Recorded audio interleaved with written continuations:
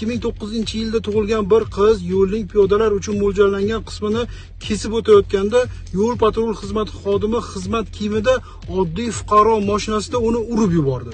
Qonun bo'yicha haydovchi to'xtashi, piyodaga yo'l berishi shart bo'lgan joyda.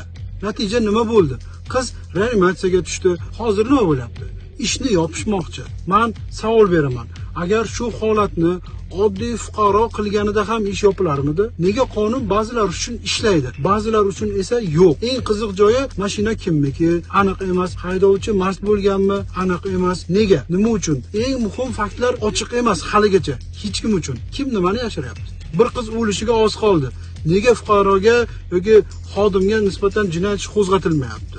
Nimaga? Bugun bu ish yopilsa, ertaga yana kimnidir zebrani ustida urishadi. Yana bir odam reanimatsiyaga tushadi va yana kimdir ishni yopamiz deydi.